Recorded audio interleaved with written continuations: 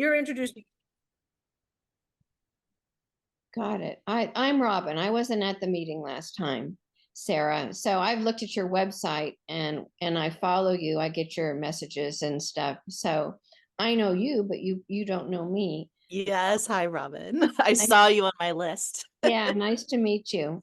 Good to meet And you too. I'm in the same region as Valerie, so we kind of know each other because we end up in the same SAQA groups. So anyway, but welcome to this group. And I enjoyed looking at the recording of the meeting that you guys had last time. I was traveling that day, and Tara can't join us.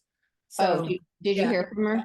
Yeah, I'm just looking at, she sent a group email. So when it's appropriate, I'll break into what she says. Go ahead. I'm sorry. Okay. So anyway, Susan did bring me up to speed that when you guys, after introductions and talking about the group, that you guys had an assignment, which was to come up with one goal. And I saw the email before I got on the call with Susan of Sarah, you have some, whoa, lofty A little too much. No, I think I'm totally impressed because they're very well thought out. And if you view yourself as being able to knock those out, that's I'm super duper impressed with that. But anyway, then in just chatting, Susan said it was to view websites, which you mentioned some that you liked on that email, and then also come up with some goals. So let's just start there today. Let me tell you a little bit about myself. I'm an art quilter and I've been a member of SAQA just like maybe about 5 or 6 years, but I recently moved to Washington State. And Sarah, I went from a region that had, is that like 3 or 4 states are in the region? And Susan's sister was actually the regional director when I joined. So there are only, Colorado and Oklahoma. Yeah, it was a big region. yeah, it's huge. Not Colorado, but it's like Missouri, Kansas. Oh, yeah, okay. Anyway, there are 8 SAQA members in my state. And now I live in a place where there's 8 SAQA members in my little town where I live. So, I mean, there are an incredible number of talented artists in Washington State. So I'm in hog heaven here. And I've been able to meet a group of people that live close by here. They're all actually at Indianola this week with Nancy Crow. But anyway, but my background is actually in marketing, doing marketing for dental offices. So I've been able to kind of mush the two of working in fiber and marketing in what I do for SAQA. And Susan did a call out a couple years ago of anybody that wanted to be on the marketing on the mentorship program. And I guess Elizabeth and I both answered, and then she called and visited with us, and we've been together ever since. And Susan did the program a year or 2 before you had us join. Yeah. And about a year and a half, and she's been on a rebuilding of the mentorship program. It's only been established since 2016, but whoever was running it got tired or moved on, whatever, and Susan has rebuilt it now. And we rebuilt it. Well, you have been the driving force, and as a team we've rebuilt it. But this year we have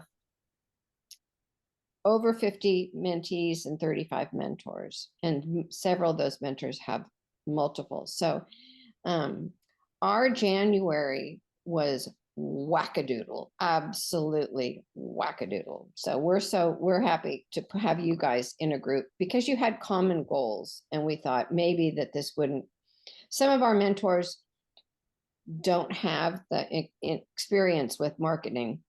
And so between Susan and I and Elizabeth, who hopefully will join us at some point, we thought that maybe we could get together with you guys. So anyway, let's go to your goals. And Do you have something prepared, Valerie? Yeah, I mean, I just wrote some stuff down. I Okay, certainly let's am do not it. as ambitious as you, Sarah. I Oh, was that's like, okay. oh I my mean, God, like, really? I was it's kind of like, okay, okay, I Sarah. quit. I'm All done. right, so what have you got, Valerie? So I guess for me, my goals in general were to develop a website, to keep building a body of work, um, and to update my bio and my CV so that it's current. And the one that I picked as my SMART goal, was to build the website. I need to get some more images of my quilts professionally done. I need to look at platforms that I want to use to host the websites, and I need to get that stuff loaded on there so that when people say, can I see your stuff, I don't send them to my Etsy store, which is not what I don't even know why I still have it, to be honest with you. Well, it's not a bad thing to have an Etsy store, so keep your Etsy store. So, okay, and then did you look at some websites that you like? Yes, I did.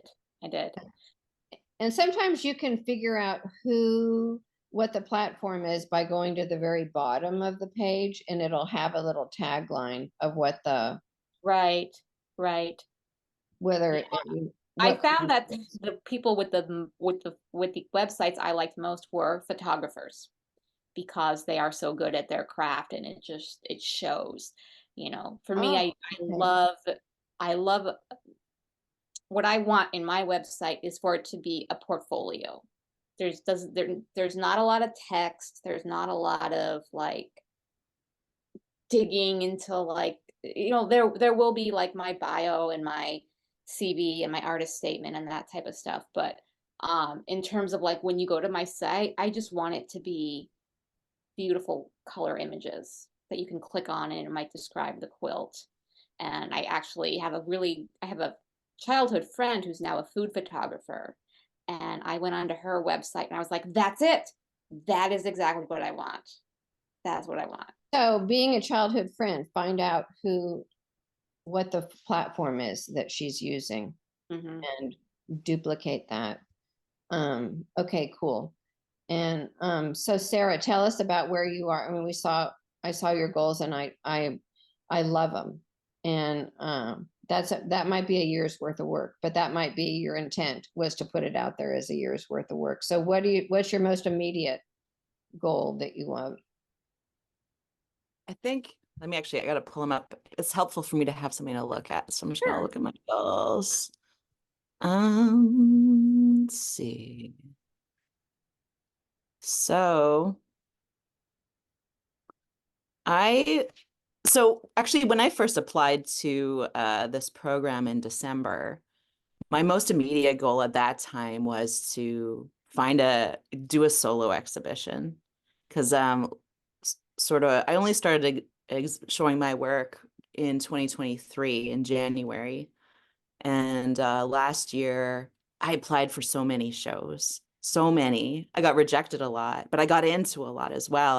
Ended up showing in 13 different shows. Awesome. That's Which terrific. it was good, but I think it was a lot of smaller local shows, That's cool. and That's cool.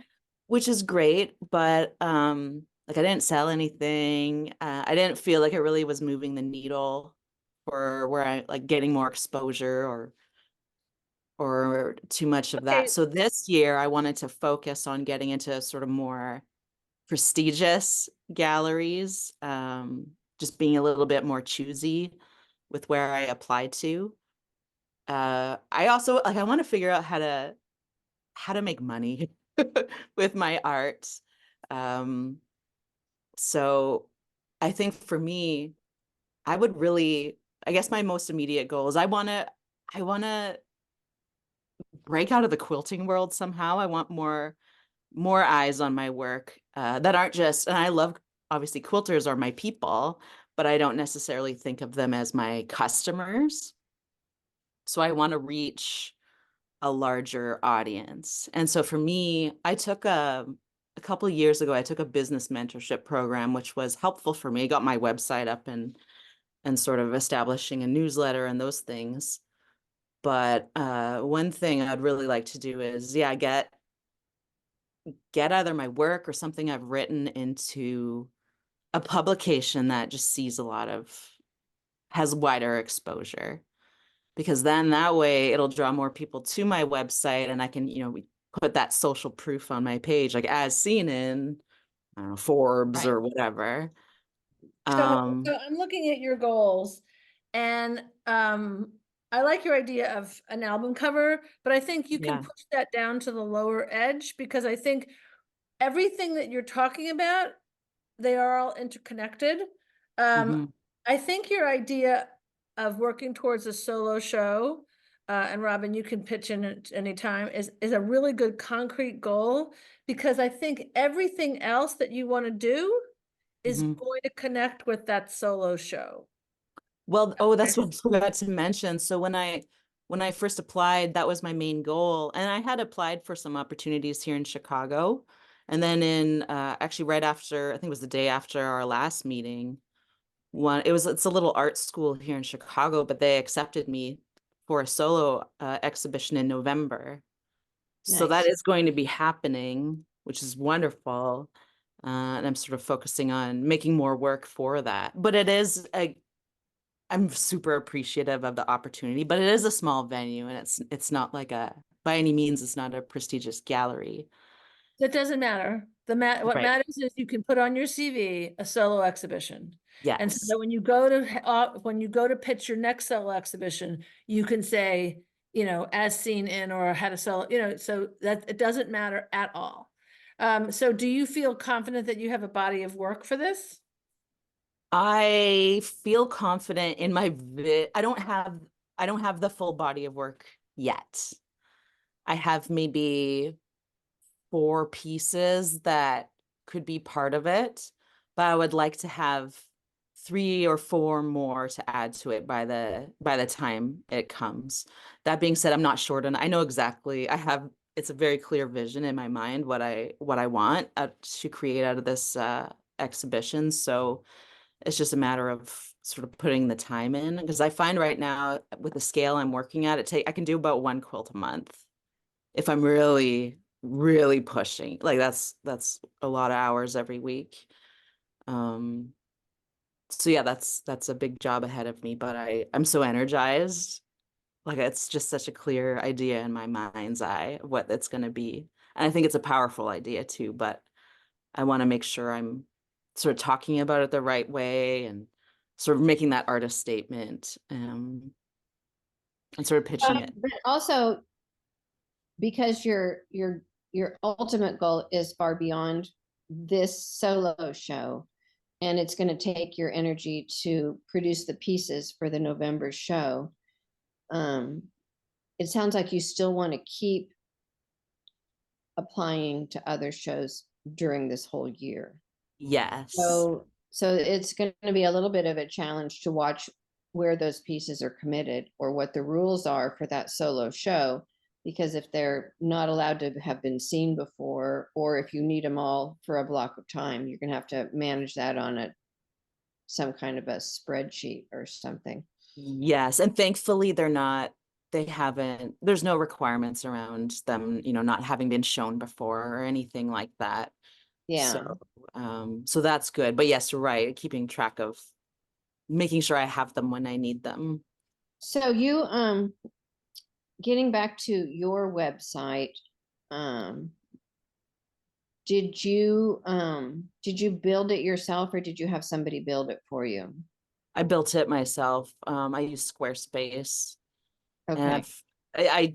I tweak it pretty regularly. It's definitely a work in progress, but That's it's, good. And that yeah. might be helpful to Valerie to know that you used Squarespace. I built one on Squarespace. It still exists on Squarespace, but it's just not live. I'm not paying to have it live anymore. It's also several years old, which is why I kind of took it down. I haven't updated it or anything. Okay, And so you have a domain. I do. I still have I still have my ValerieBloodsoe.com domain. Okay. So the building of the websites in our committee, that Elizabeth is the expert on that. She does she's built a number of websites, and she just recently rebuilt Maria Shell's. Are you familiar with Maria Shell? Yeah. And then she manages it for her. I'm not a website builder, but what I've learned from a website builder and an SEO expert that sat next to me, and we became real good friends when we were in a co-working space, is about SEO. Mhm. And so you have a website. Tell me really quickly, what is the reason you have a website? Period. Are you Is talking to that me? directed to me or? I want to hear from both of you. Is it because they tell you at SAQA you have to have a website?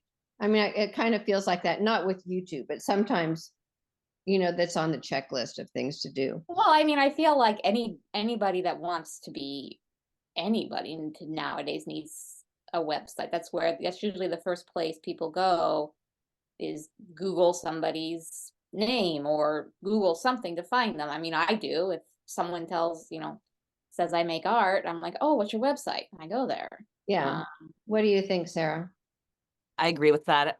And also, I have my own web store that I like. When I first started, actually, before I became a quilter, I was a garment maker, and so that's why I started my website, was so I could sell the clothes I was making.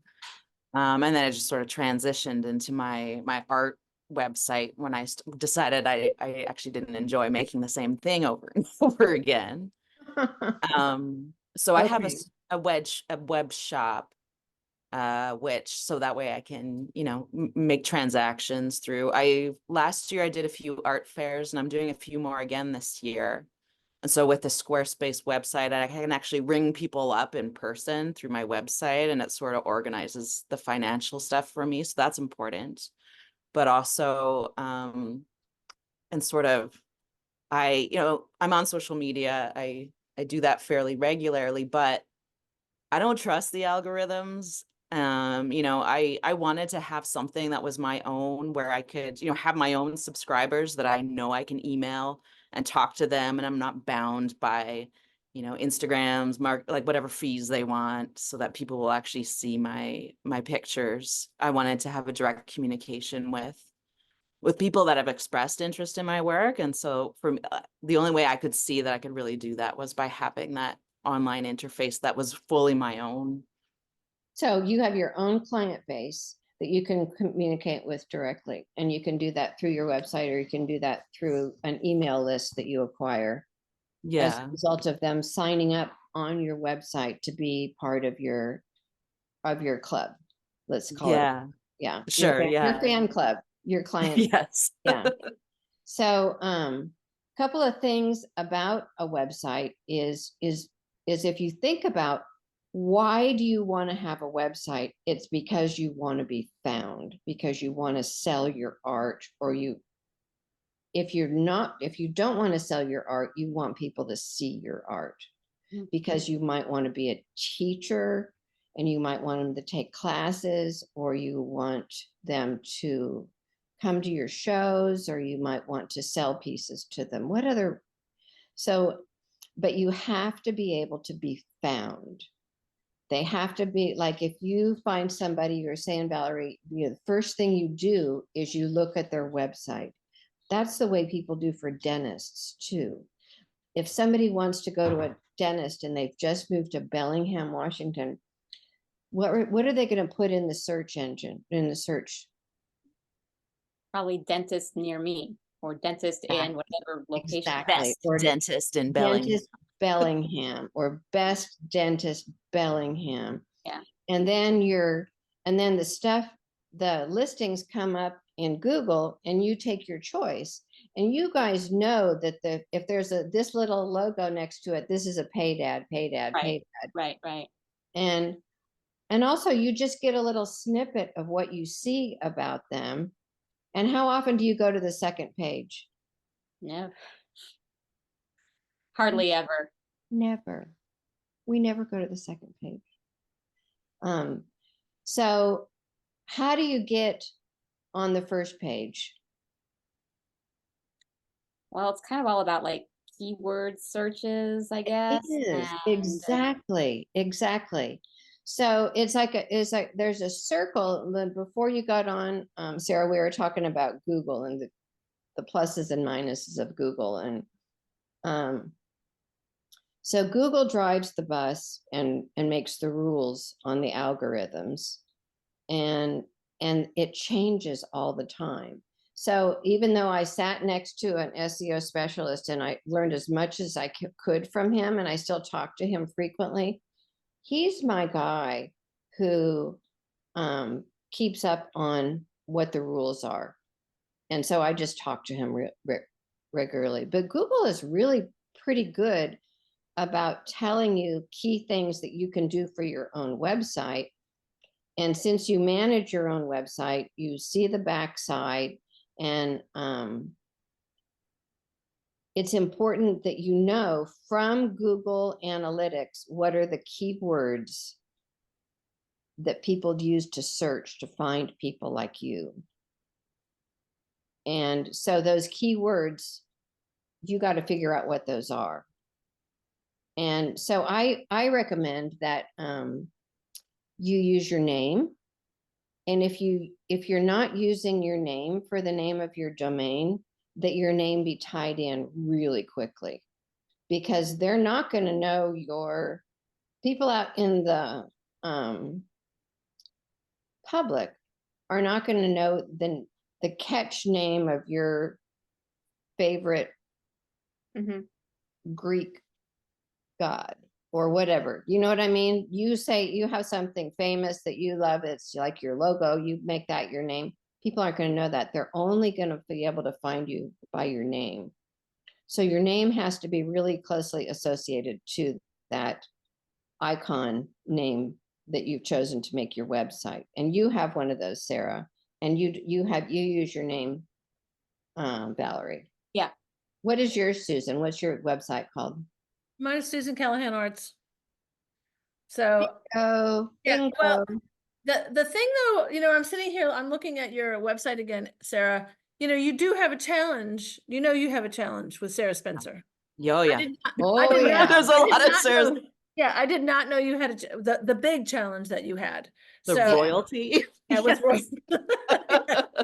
yeah, I did not know that. But yeah, your website really is great. And what I like about it also is what I like about it also is if you put on your blog, I see you, but on your homepage, I don't see you. And I think, how do you feel about that, Robin? Since we're talking about something, I think that you have to really think from the chair of the consumer, is how are they going to know whether they found you or not? And so there's I'm going to end up jumping around. Well, I'm going to finish one thing about your name being associated with it. If you have a name of a website called, Brown Rocking Chair, and you have to do that because your name is Sarah Spencer or Jane Doe, or, like in my former guild, I had what was her name? Anyway, I had this gal that had the one most common name in America. like Robin Jones. Right. There are a lot of Robin Joneses. What you can do is you can go into the backside and on everywhere you can, especially on the titles for every one of your pages, add your name there. So, and those are called title tags and mega tags. So you're going to use title tags to discuss the content of each page, but you want to make sure your name's there also, so that your name shows up when people, and also, when hopefully they're going to put in Sarah Spencer, fiber artist. Anyway, So, and backing up a little bit, it's a circular thing. You can do your own Google Analytics, follow your own Google Analytics about your website, and it will show you what are the keywords that people are searching for when they find your site. And then you use those words in your content.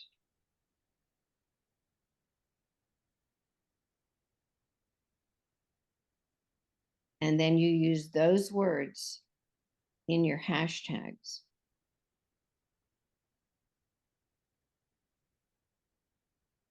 And you use hashtags on everything, on all of your social media. Well, So, that's a lesson that I'm learning, Robin. and see, Definitely. this is something that I don't think Elizabeth knows. So I'll go over, that's why she responded to my notes and she's like, this is fabulous, because Elizabeth's website is EYB Creates. And that's why I had a hard time finding Elizabeth's website, because her name is Elizabeth Berker. And I was not putting in EYB Creates in my search. I was putting in Elizabeth Berger websites because that's her name and that's what she does. And one doctor that I got, I mean, I'd known him for a long time, but I was wanting to be his, so I don't know if you were on the call when I said what I do, Sarah, is I do marketing for dental offices. And I told him, I said, everybody knows to put in certain hashtags, but do they match the keywords that Google says people use? And like you can put in, and I lived in Tulsa, so I do doctors in Tulsa. And so on my offices, I always say Tulsa dentist. But does everybody know to put in dentist Tulsa? And that's the way people enter their searches. They put in dentist. Oh yeah, Tulsa. So it's dentist Tulsa that comes up as being the #1 key phrase that finds my offices. So I always use that as a hashtag. So so just to follow the thread on how people find you, your name. So like you don't have your name on your social media, but if you have it right underneath, that'll work too. Because when people search Sarah Spencer, it'll still find you. The algorithms in the searches will still find you on Instagram and it'll show up. But here's the other thing. Is there a photo of you? Or is it a photo of your art? And I would say once you have recognizable art, it's okay to use your art as your profile picture. But if you're still in a building phase and they're recognizing you at a show or from a you make the call. But I think that a picture of you is easier for people to find. So if they're searching for a really popular name with pages and pages of people named Sarah Spencer, how are they going to find you compared to all the other Sarah Spencers? And it's because they recognize your face. Mm-hmm. And if your face isn't on your Instagram profile picture,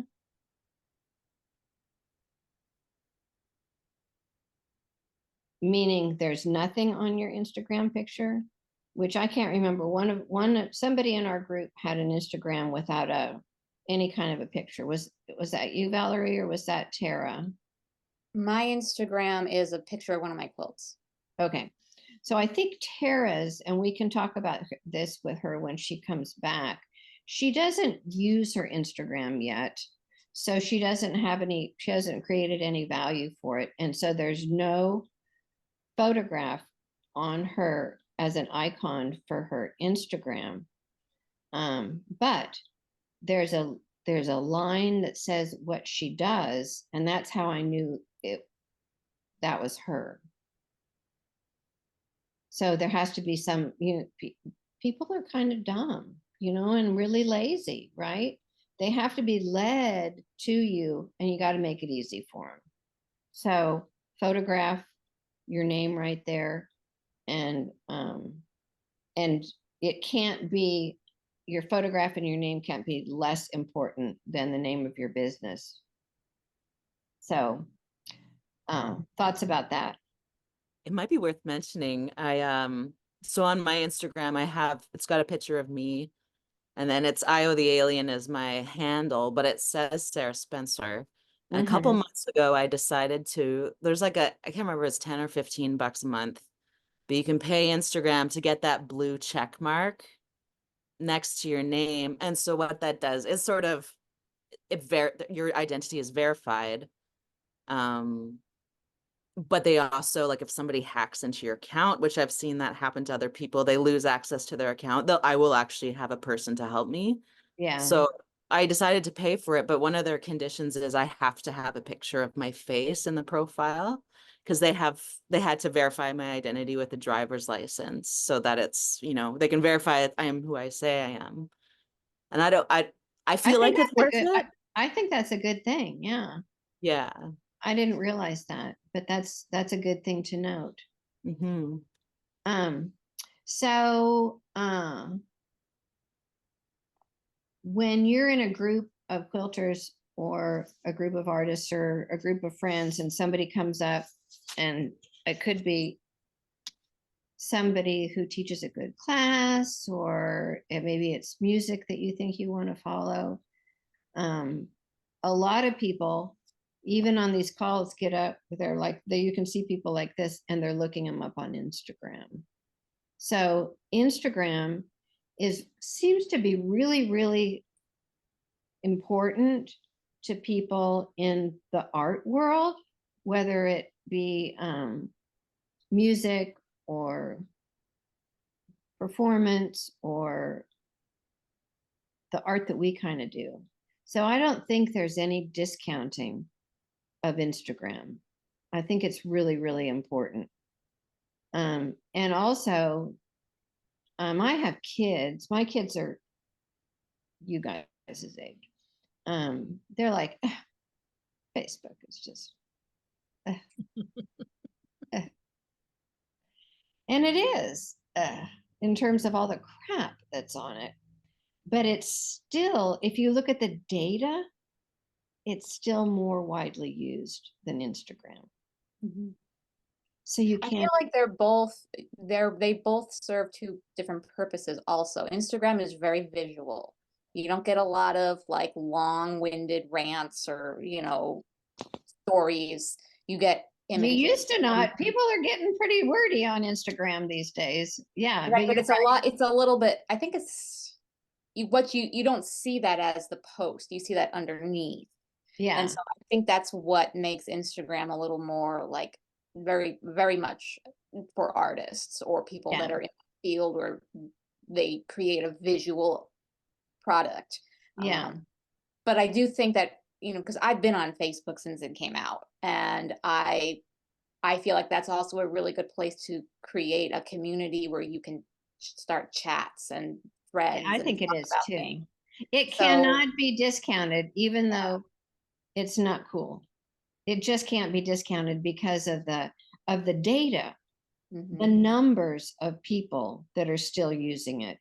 Or, you don't even know who you want to buy your artwork, right? You want to sell to just cool people?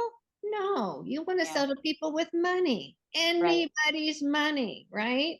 Exactly. So they're probably going to be older and on Facebook. They're going to have money.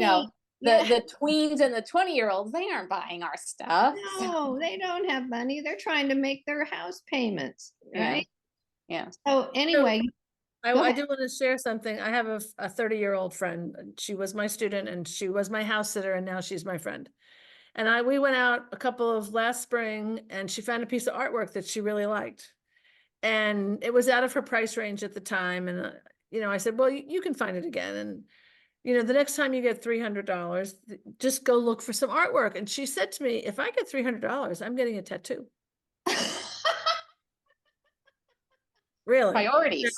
Yeah. So again, priorities how people spend their money. Right. So you do have to find, and I mean, I can't put a value judgment on that. I'm not a tattoo person. I think they're very interesting on other people. The only minute that I watched the Super Bowl last night was to watch Post Malone sing, because I like him, although I think he's creepy to look at. Yeah. So this is a whole generational difference. Is who do you want your art? Like, Sarah, your tops and blouses are adorable, but they're definitely not skewed to me, as almost 70-year-old woman. So it's like, who do you want your art to appeal to? Who do you want your Instagram appeal to? And I will be, I am victim of, I post ridiculous shit on my Instagram, and I shouldn't be. I should be focused on selling my artwork. That's why I have it. Well, and the thing that's hard to remember, because I used to work a lot at Bernina dealerships, and with all of our sales trainings, they would say, you're not, we're selling a very expensive machine. They're even more expensive now. So it's like, you're not just competing with the other brand that sells a $5,000 sewing machine. You're also competing with appliances that are $5,000, or vacations Vacations or maybe some veneers or because when you have that kind of money, it's not like those are the kinds of things you can spend it on. Well, am I going to buy a sewing machine, or am I going to buy like new appliances for my kitchen kind of deal? So it's hard to, like, what we're in is more of the discretionary income. It's like they already have all that stuff. Exactly. Now they want something that just is nice and looks good in their house. But on the other hand, I don't know if I'm atypical or not. I spend money like I have it. I mean, I am at the age and on the income level, and I'm retired. So it's not like I have a lot of money, but I spend money like I have it because I don't know why, honestly. I mean, and I have said to people when they want to buy a sewing machine, I will say to them, buy the most expensive sewing machine that you can afford, because you're probably only going to buy it once, and when my sister was looking for a long arm, my sister is also a quilter, and I cautioned her not to buy a sit down. I said, buy a stand up, buy the biggest one you can put into your house, because you're going to want to upgrade, and then you're going to be stuck with something, and maybe you can justify it. But when we talk about buying artwork, somebody has to be in that position to say, I'm buying other people's artwork. I'm buying, like, there's a little ceramicist, an older lady in my neighborhood, that when I go into the store and I see her work and it's under $100, I buy it. Not because it's going to be a investment for me, but because I love her work and I want to support her. And I think that's probably the approach that you need to take, is to find those people who love you and your artwork. And when we talk about making a living out of it, Sarah, you have to find something that somebody's going to blow $100 on really easily, and say, oh yeah, I love Sarah's work. Look, this is new. I'm going to buy it. So, and I learn that lesson all the time. I mean, my artwork, because I have a tendency to work very big. My work's expensive. People can't buy it because they don't have a wall big enough to put it on, or it's not portable, or this, that, or the other thing. But if you can make something that $350, $500, $150, you can sell a lot of $150 artworks, I'm sorry. on your webpage, you can even put them in there. Like, I love the way, Sarah, you have your artwork displayed as a triplet. I mean, that it's very accessible for most people. Yeah.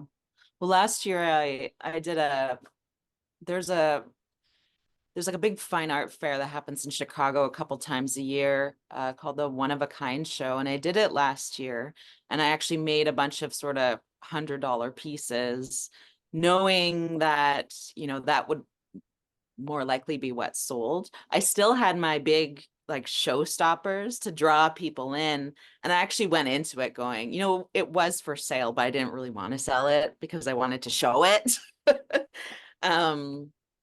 But I was actually, I was having a hard time falling asleep last night because I was rolling around in my head, like, okay, what can I make that I can price at like $350? Because I have a few more of these art fairs coming up in the spring and summer. And I have some thoughts on that, but at the same time, I want to be in the galleries. Like I want it all. Oh, Tomorrow. yes. Looking at you want it all tomorrow. So something that I want to follow up on the social media is so when I was saying that Facebook has the data in terms of the numbers, and Instagram might have the people that are in your community. So do you guys both understand how the hashtags work? Sort of. I Okay. mean, I never So- know like what hashtags to put. I never know if the hashtag I'm making actually even exists. Okay. And there are apps that you can get that can provide some guidance on hashtags. You don't have to make them up. And I don't know if there's still rules on how many that you can use. Years ago, I did this class and they said that 30 was the number that you could use. And I don't know, it seems to me now people just put like a boatload of them. Yeah. And if you don't want them to be seen, you can do dots and kind of hide them at the bottom of your Oh, okay. post so that Okay. they work, but they're not seen and cluttered up. Okay. When you find on your phone some apps that do some help you find hashtags for your content, for your, what you want to look for. You can also look on Instagram. You can search hashtags and they'll tell you how many are there out there. If you're using a hashtag and it's 300,000 that hashtag is used 300,000 times, your post might get buried because if people look at it and like it or whatever, then it rises up and it might show up on the sheet of the most popular posts using that hashtag. Are you following me? So that almost seems counterintuitive. Like you would want to use hashtags that, like, for example, hashtag art quilt gets. I think Okay, it's got so like you need to millions. search that on Instagram and see what Yeah. that is. So I think I did, and it is came up. counterintuitive. There's kind of a sweet spot of how many you want to have a used hashtag, but you want to take over the hashtag. Okay. So like something in the thousands is okay. Okay. Because in the big world of Instagram, that's not that many, but you start using it regularly and people that follow you like those, then it pushes yours up. And then when somebody searches that Okay. hashtag, your artwork shows up. Got it. Does that make sense? Yeah, I'm very new Well, to let's- Instagram. let's I make only that some- just, yeah, let's make I that only into just started homework. it because Elizabeth told me I had to. Yeah, let's turn that into homework so that, how can we turn that into a homework assignment? Okay, I do have a homework Oh, excellent. in mind. The other thing about hashtags is you can follow hashtags and then see up at the top of your Instagram, there's accounts, I forget what it is, I should look, but you can hit hashtags, you can follow hashtags, and then posts with those hashtags go into your feed. So that's Okay. one way that people follow people that have certain interests, is it. by people follow hashtags. So hashtags are important. So what I want you to do is for homework is I want you to go to both of your Instagram and your Facebook profiles and take pictures of what it looks like now and then document the numbers of followers and then spend some time working on this throughout the time that we're together. And then at the end, compare the numbers. Or compare what it looks like now and say, June or whatever. And then I want you to do some of the things that we've talked about. If you need to make any changes in your profile needs to be directed towards your website. So everything in social media ultimately is to direct people to your website. If you want to sell something and you have social media and no website, you're just chatting with people, there's no problem. I'm not selling anything, but I love to communicate with people.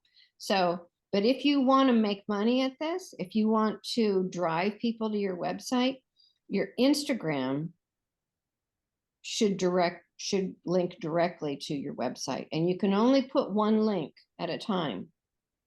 And it needs to be in your profile. Your profile needs to be simple. It needs to kind of describe you. Definitely needs to say fiber artist. But so that's why you're going to use that's how you're going to use your social media. That's why you're going to use your social media if you want to drive people to your website. So that's your homework. Good. That's good homework. And we are getting to the top of the hour. So I wanted to, I just wanted to say, ask if there were any overriding questions, and then a couple of housekeeping tips. We're always going to use this link.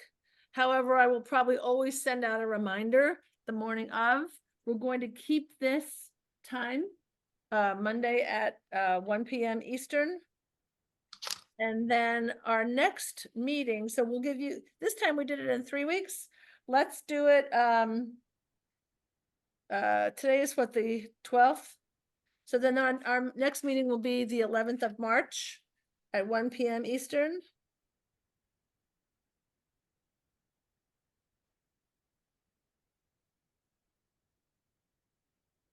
And let me ask if there's any questions about, I want to finish housekeeping, but I also felt like I didn't ask if there was any questions about Robin's verbal vomit today. I didn't realize that there was an app that sort of did hashtag optimization. They always, like, They just kind of tell you what you can do. Let me see if I can find it. I'll find it and I'll send it to you.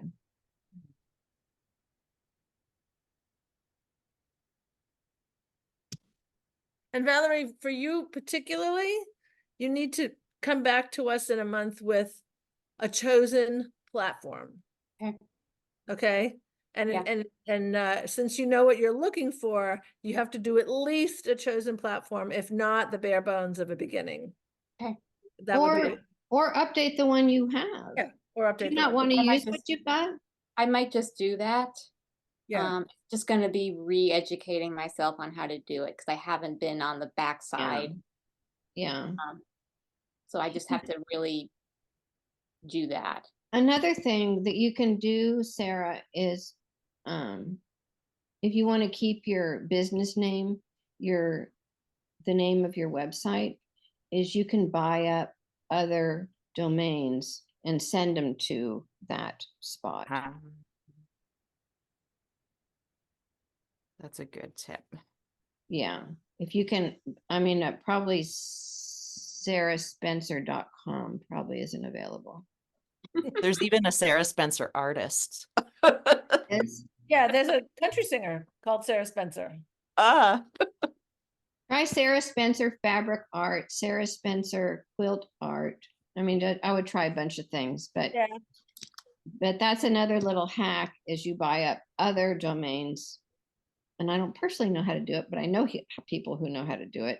And if you want to, so in between, you can email Robin or me. I mean, this is not my strength, but Elizabeth builds websites for a lot of people. Yeah. So, specific questions. Yeah, but that's a little hack, is buying up those domains, and then you send multiple domains to your website. So anyway, I'm sorry, Susan, let's finish up with housekeeping. That was it, really. I mean, you have your homework. Robin gave you homework. We have a follow-up date. We may have a guest speaker next time. See if she can make it. If not, next time, the time after. And then I mean, we still have 10 minutes or so. Are there any specific questions of what Robin said? I won't, of what she gave you a lot of information. I wanted to make sure that you had some homework, but now we have a half an hour, 15 minutes, 5 minutes, whatever you want to ask questions. I have a question regarding artist CV. Mhm. Because I've been updating mine, and I don't know how, because I haven't done anything recently. So my CV either dates back to like early 2000s and then Wait a nothing. minute, wait a minute. You're in a show right now. That's what I'm saying. Like I have stuff now, but I don't have anything prior to like 2023. So there's like almost like a 15-year gap in there, and I don't even know, should I even bother putting the early stuff in there? It's like, but then I have nothing to show for myself either. Are you I proud don't of know the what work to you do. did 15 years ago? What? Are you proud of the work you did 15 years ago? Yeah. And so you could, I mean, it doesn't have to be, it's just like your resume. If there's something in your resume that's 10 years ago, somewhere you need to fit it in there. I know, You but then to have that chunk of time where it's, like when you go for an interview, they're like, well, what were you doing for 20 years? Well, I don't know if you Mhm. have to, it doesn't have to be chronological. Fool around with some ways to make it, non-chronological. And there are some places, like if you say, I want to become a SAQA juried artist member, they want it chronological, and that pisses me off. But find creative ways to start your CV now or last year or whenever you want to start it, and and then make it non-chronological. I think that's reasonable. And you're building a format that you're going to use going forward. Okay. Yeah, that question actually resonates with me as well, but I didn't have work from 15 years ago. I wasn't quilting yet. I was in the corporate world, but I have the only CV that I bother updating now is my artist CV, but it's all stuff from last year and now this year. And I wonder what your thoughts are. I have there's like a little blurb at the very top that says something to effect of, I left the corporate world after 20 years, and just to try to I explain happen where to that. love the term emerging artist. Uh-huh. Okay, so you're an emerging artist, and you don't need any other defense other than that. You're an emerging artist. You've spent a lifetime prior to dedicating yourself to art as a whatever it was. Valerie, you've been in the textile world. So, you could find and I love thesaurus, find the right word, associate of the textile word, connected to the textile word through management or administration or whatever it is. I know a lot of people say, I hate art speak, but there are great terminology. There's great text that you can find that describes that you haven't been sitting and watching Jeopardy for the past 15 years. There's nothing wrong with Jeopardy. So just find that entry paragraph or that entry 2 or 3 sentences that says, I'm an emerging artist. Nothing wrong with that. That's why you're here. Is to start building that CV. Not a thing wrong with it. Well, and also what you have done is it's not, I mean, it's kind of related. If you've had a business where you designed and created garments, to me, as a lifelong sewist, I'm impressed by that stuff. Because that means you have sewing skills and design skills. Mhm. So I would include it. Okay. I would not consider that unrelated. Well, at all. before I did that, actually, I'm from Vancouver, Canada, so I came down to Bellingham all the time. But Awesome. I worked I was a property appraiser. I worked for the Canadian government, so that very unrelated. But when I married my husband here in Chicago in 2018, that's when sort of I came out here and I was like, I don't want to do that anymore. I want to do something that fills Those my cup. transferable skills are time management, project management. Yeah. Exactly. those They're are the all things- appropriate. And, Yeah. and if somebody wants to represent you in a gallery, you want to say, I understand time and time management. I understand management of product. Those are so appropriate because artists have a tendency to be referenced as undisciplined, Right. and crazy. Which I am not. So the idea that you know what discipline looks like in your work life, that's a good thing. And you could say, manage a portfolio of properties, valued at, whatever. And so there you go. You're talking about your artistic skills, your creative skills. How did you manage, management of whatever it is applies in every art, in every world. Management of your time, of your facility, of your materials. And not only that, you have to think about the position of the reader. And a reader might say, oh, she's from Vancouver. My grandma's from Vancouver. Or do I know her from Vancouver? I wonder if she was ever at that article in Vancouver. I mean, they may pick out the weirdest thing but relate to it. Right. And But that's how relationships start, is some little speck of common history. And your history of working in quilt stores and, working as a manufacturer ambassador or, that also is. Or like her history with Bernina. Yeah, people are I'm gonna like, impressed. oh. I'm impressed because Yeah, I Bernina's an wanna know more. impressive machine. Yeah. I want to know more. So you have it. Don't discount any of your experience. Just find a way to turn it into the story that you now want to sell. That's great. Yeah. Yay. Okay, you guys. Okay, so again, Robin, me, and Elizabeth are available at any time. I will send this recording out with just a little bit of recap. But your homework is, Robin gave you your homework, and then we'll see you in a month. All right. Sounds and I'm going to find that. Robin, do you want me to stay and talk to me, or do you want to do it another time? I do, but I'm going to tell you, ladies, I have a link somewhere to the hashtag finder. So I'll send that to everybody. Yeah, I want to see it too. Okay. Thank you. So Okay. I'll sit with you in a See you minute. next month, everybody. All right. Okay, thank you. Bye.